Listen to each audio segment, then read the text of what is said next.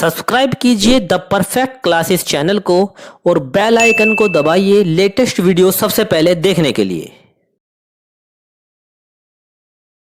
Hello student, the perfect classes में आपका स्वागत है। शिक्षा निदेशालय द्वारा दी जाने वाली वर्कशीट नंबर 31 हम डिस्कस करने जा रहे हैं, जो कि गणित विषय की वर्कशीट है। कक्षा छठी के विद्यार्थियों के लिए है। विद्यार्थी अपना नाम लिखेंगे, कक्षा अध्यापक का नाम लिखेंगे। ये 28/1/2021 की वर्कशीट है। चलिए अपनी वर्कशीट को डिस्कस करते हैं। प्रायोगिक ज्यामिति एक रेखाखंड का लंबसमद्वि भाजक, रूलर और प्रकार द्वारा रचना। ठीक है, चलिए हम शुरू करते हैं। रूलर और प्रकार के द्वारा हमें रचना करनी है और रचना के यहाँ पर चरण दिए हुए हैं। किस प्रकार रचना करनी है यहाँ पर आपको पूरा बताया गया है। सबसे पहले किसी भी लंबाई का एक रेखाखंड खींचिए, जैसे कि ये दिया गया है। इन्होंने ए और एक्स बिंदु माने हैं और यहाँ पर किसी भी लंबाई का एक रेखाखंड खींच लिया है। उसके बाद में ए को केंद्र मानकर प्रकार की सहायता से दो चाप आपको लगाने हैं। लगाइए। ए को केंद्र मान लिया। यहाँ पर ए को केंद्र मानना है, एक चाप ऊपर लगाना है और एक चाप नीचे लगाना है। ठीक है, एक रेखाखंड ए एक्स के ऊपर और एक नीचे, यहाँ पर ऊपर नीचे दो चाप लगाने हैं, जैसे कि इस आकृति में दिखाया गया है।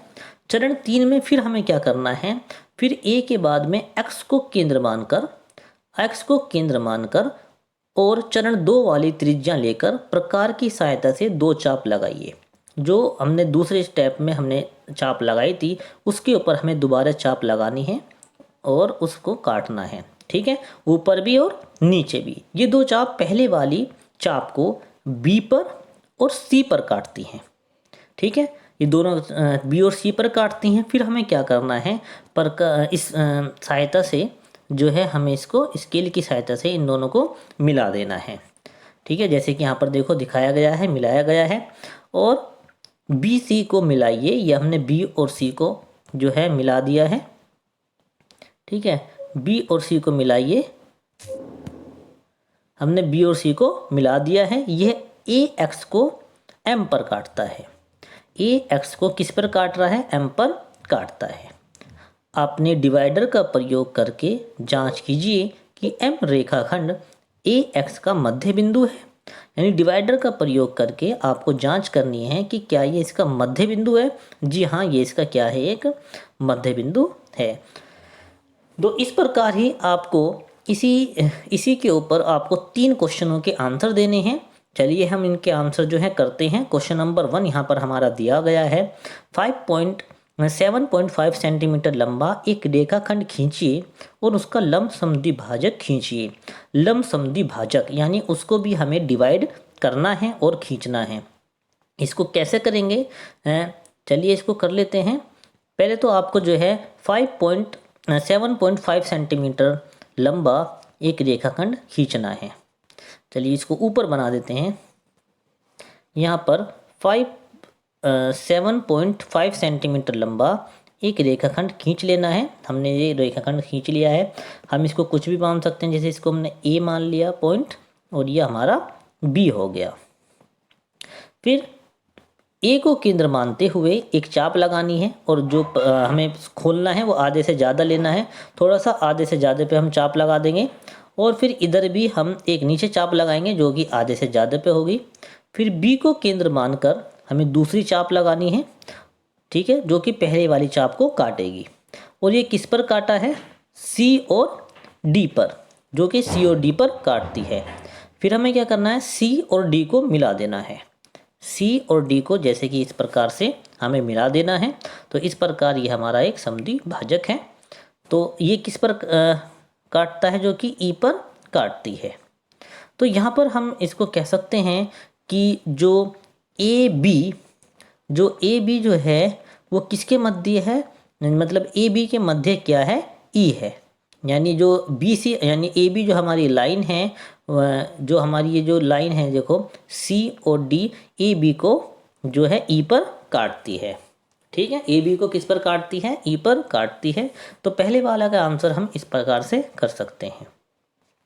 अब हम दूसरा क्वेश्चन करने की कोशिश करते हैं। सेम जो पहले वाला क्वेश्चन है वो उसमें सेम आपको यही डायग्राम बनाना है। अब यहाँ पर देखो आपको नाम बदल देने हैं। 5.6 सेंटीमीटर लंबा, यानी लंबाई भी चेंज है, एक रेखाखंड CD खींचिए और उसका लंब समद्विभाजित कीजिए। सेम उसी तरीके से करना है, बस लंबाई अलग है और नाम अलग है। एक समद्विभाजक खींचना है और एक लाइन खींचनी है। सबसे पहले तो हम लाइन खींचेंगे, जो कि हमारी लाइन होगी 5.6 सेंटीमीटर लंबी। हमें एक लाइन जो है खींच लेनी है, ठीक है, 5.6 सेंटीमीटर लंबी। इसको हम कुछ भी नाम दे सकते हैं, जैसे कि हमने इसको नाम दे दिया है y और इसको दे दिया है z। फिर क्या करना है, y को केंद्र मानकर एक चाप लगा देनी है। जबकि यहाँ पर देखो नाम दिए गए हैं तो हम नाम वही लेंगे C और D। हमें नाम वही रखने हैं जो कि हमारे क्वेश्चन में दिए गए हैं। हमारे क्वेश्चन में नाम दिया गया है, लाइन हमें खींचनी है और नाम देना है C और D। चलिए, अब आधे से ज़्यादा लंबाई, हम प्रकार में आधे से ज़्यादा लंबाई लेके एक चाप लगाएंगे और यहाँ पर भी पहले C को केंद्र माना था, अब D को केंद्र मानकर जो है एक चाप लगाएंगे आधे से ज़्यादा लंबाई लेकर, ठीक है। उसके बाद में जब हमने एक यहाँ से C को केंद्र मान के यहाँ पे जो है हमने चाप लगा दी, फिर D को केंद्र मानकर हमें दूसरी चाप लगानी है जो कि पहले वाली चापों को काटेगी। अब ये किस पर काटती है, ये मान लीजिए A पर काटती है और ये B पर। इनको A और B हमने नाम दे दिया। अब A और B को मिलाएंगे, A और B को हमने मिला दिया जो कि बिंदु C पर काटती है। तो इस प्रकार CD को जो है AB E पर काटती है। ये इसका क्या है, समद्वि भाजक है, ये इसका समद्वि भाजक है। चलिए नेक्स्ट क्वेश्चन है, क्वेश्चन नंबर 3 हम करते हैं। अब लंबाई जो है 12 सेंटीमीटर वाला एक रेखाखंड खींचिए और रूलर और प्रकार की सहायता से इसके 4 बराबर भाग कीजिए। अब हमें क्या करना है, 12 सेंटीमीटर वाला, यानी हम 12 सेंटीमीटर वाला यहाँ से कोई भी लंबाई का, जैसे कि C और D लंबाई का, जिसकी लंबाई कितनी होनी चाहिए 12 सेंटीमीटर, एक रेखाखंड खींच लिया।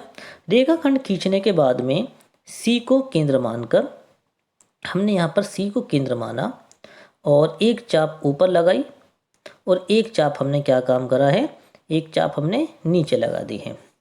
उसके बाद में D को केंद्र मानकर जो पहली वाली चाप है उसके ऊपर जो है हमें क्या करना है, उसको कट करना है। तो एक यहाँ पर कट होगी और ये यहाँ पर काटेगी, ठीक है। अब इसको हमें नाम दे देना है, जैसे कि इसको नाम हमने A दे दिया और ये हो गया हमारा B।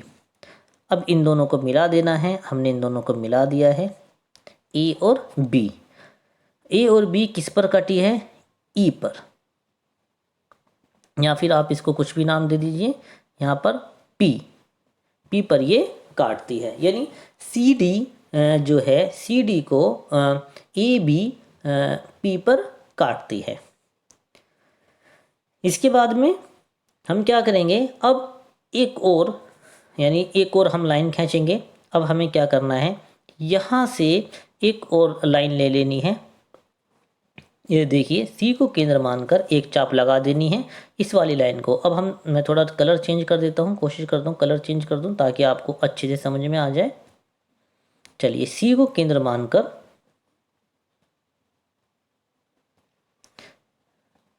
ये मैं कलर चेंज कर देता हूँ। C को केंद्र मानकर हमें क्या करना है, एक चाप C और P इनके बीच में एक चाप लगानी है। C को केंद्र मानना है तो पहली चाप हमने ये लगा ली और एक नीचे चाप लगानी है। फिर P को केंद्र मानना है और दूसरी जो हमने चाप लगाई थी उसको काटना है। ये लिए हमने काट दिया और इसको हमने कुछ भी नाम दे देंगे, जैसे कि हमने इसको नाम दे देते हैं, इसको हम नाम क्या दे देंगे S और इसको दे देंगे T, ठीक है। ST पर ये काटती है, S और T को मिला देंगे और यहाँ पर जो लाइन काटती है इसको नाम हम दे देंगे Q पर ये, यानी जो ST लाइन है SP लाइन को Q पर काटती है, ठीक है। अब हम इसको जो है एक और बार जो है इसको डिवाइड कर लेते हैं।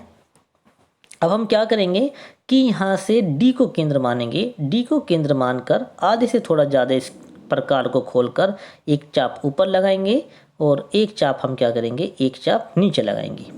फिर P को केंद्र मानकर जो हमने चाप लगाई है उस चाप को हम काटेंगे और फिर इनको और इसको हम क्या नाम दे देंगे, इसको हम नाम दे सकते हैं y और इसको हमने नाम दे दिया z। y और z को हम मिला देंगे जो कि किस पर काटती है, r पर काटती है। ठीक है, तो इस प्रकार जो हमारा 12 सेंटीमीटर वाला एक रेखाखंड तैयार होता है। ठीक है, जो कि इसको 4 बराबर भागों में जो है काटता है। ठीक है, तो इस प्रकार जो है हमने जो है आपको जो है इस वर्कशीट को जो है यहाँ पर समझाने की कोशिश की है और मैं आशा करता हूँ कि जो वीडियो है आपको समझ में आई होगी। और अगर वीडियो समझ में आई है तो मेरी वीडियो को लाइक कीजिए, मेरे चैनल को सब्सक्राइब कीजिए। धन्यवाद।